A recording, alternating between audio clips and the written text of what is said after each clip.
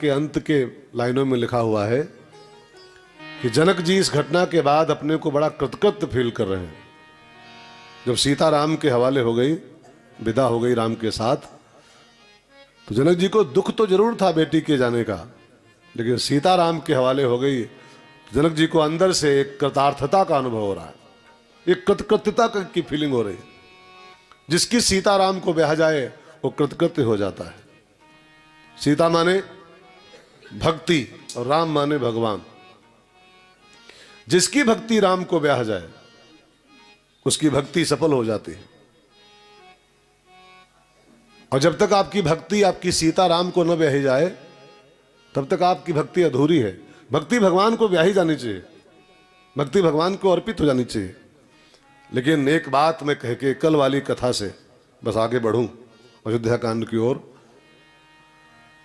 राम जी की शादी के पहले, माने सीताराम जी की जो शादी हुई है कल कथा में, उस शादी के पहले 4 घटनाएं घटी थी। ये 4 घटनाएं हैं ना शादी के पहले, ये खाली घटनाएं नहीं है, ये 4 सिद्धांत हैं, 4 सूत्र हैं। जब तक हम और आप इन चारों सिद्धांतों को फॉलो नहीं करेंगे तब तक हमारी सीता, जनक की सीता तो ठीक है, लेकिन हमारी सीता जो है वो राम को ब्याह ही नहीं जा सकती। अगर आप चाहते हो कि हमारी भी भक्ति राम को ब्याह जाए, हम जो भी माला करते हैं, कंठी करते हैं, जब तब पूजा पाठ करते हैं, ये आपकी सीता है, ठीक है ना। और हमारी सीता राम को ब्याह जाए, माने हमारी भक्ति भगवान को अर्पित हो जाए, इसके लिए 4 बातें जो कल की कथा में थी, एक बार रिपीट करूं मैं केवल संक्षेप में, सिद्धांतिक रूप में आप एक बार याद कर लो। और याद नहीं करना है, ये चारों काम कर देना है आज से कल तक। तो आपकी सीता जो यहाँ कर रहे हो, जो भक्ति यहाँ कर रहे हो, ये राम को ब्याह जाएगी। तब आपको भी अंदर से लगेगा आहा अब कृतकृत्य भयो मैं, अब मैं धन्य हो गया। वो 4 काम कौन कौन से हैं? 1, ताड़का का उद्धार। ये राम जी की शादी के पहले 4 घटनाएं घटी थी। ताड़का जी का उद्धार, दूसरा अहिल्या का उद्धार, तीसरा शिव धनुष का भंग, और चौथा परशुराम के पास जो विष्णु धनुष था, राम रमापति कर धनु, जो रमापति का धनुष परशुराम जी के पास था वो राम के पास चला गया। देत चाप आप ही चल गए हो। उसके बाद ये शादी हो पाई।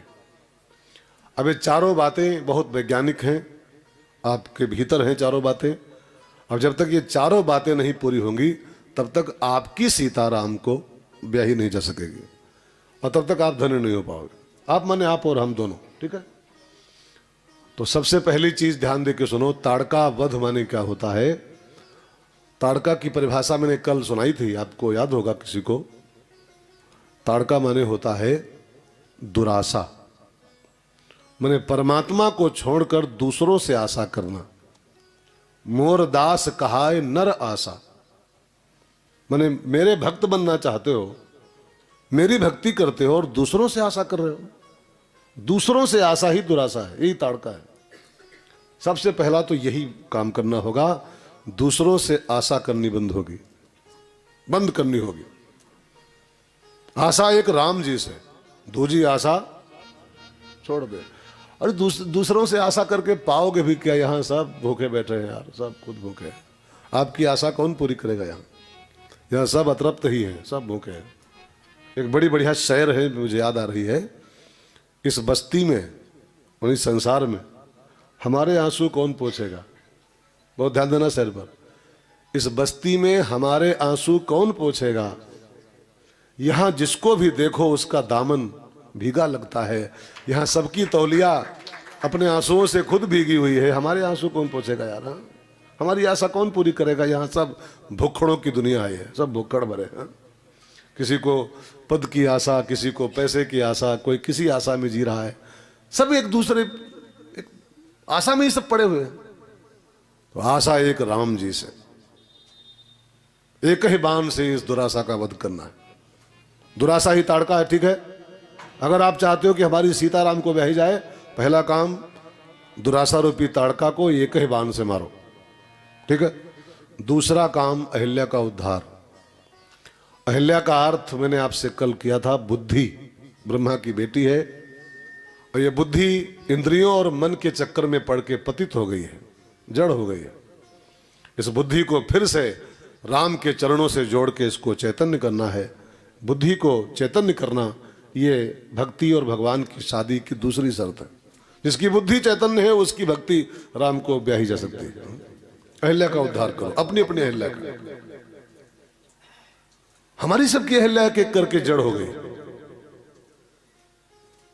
संसार के रजोगुण में फंस करके हम सबकी अहिल्या पत्थर बनी पड़ी। राम के चरणों का अटैच कराओ और उसको प्रकट करो। प्रकट भई तप पुंज सही। ठीक है। तीसरा काम शिव धनुष का भंजन। शिव धनुष को तोड़ो। गुरु कृपा से टूटता है। गुरु ही प्रणाम मन ही मन की ना। अहंकार का धनुष। कथा में कुछ नहीं है, कथा की बात तो ठीक है, लेकिन खाली कथा तक नहीं रहना। ये धनुष यहां रखा हुआ है, मैं फलाना हूं, मैं ये हूं, मैं वो हूं। ये शिव धनुष है आपके भीतर रखा हुआ। और जिसको अपनी भक्ति भगवान को बहानी हो, अहंकार का धनुष भंजन करो। अपने आप कर नहीं पाओगे। गुरु ही प्रणाम, गुरु ही प्रणाम, गुरु ही प्रणाम। गुरु कृपा से काम होता है। बंदो गुरु पद पदम परागा, सुरुचि सुवास सरस अनुरागा। अमीय मोर्यमय चोरन चारु, समन सकल भव रुज परिवारो। समस्त भीतर की बीमारियों की दवा है गुरु भगवान के चरणों की धूल। उसका सेवन करो, अहंकार टूटेगा। ठीक है।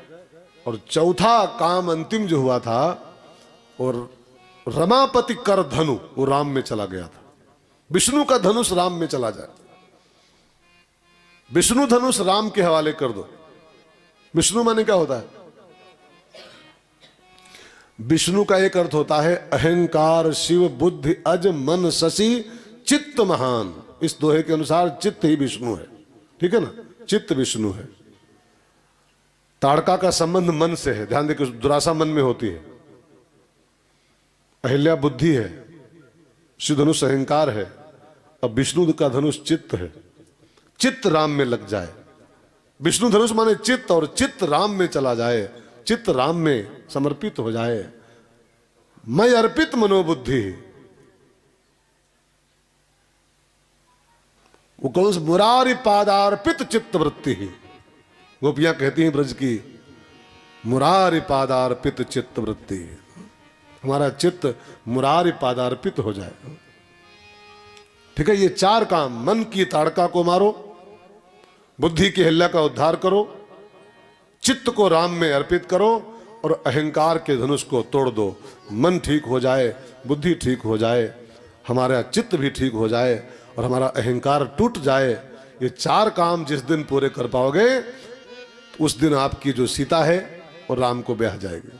और जिस दिन आपकी सीता राम को ब्याह गई, उस दिन आप कृतकृत्य हो जाओगे, कृतार्थ हो जाओगे। आपका ये संसार में आना सफल हो जाएगा।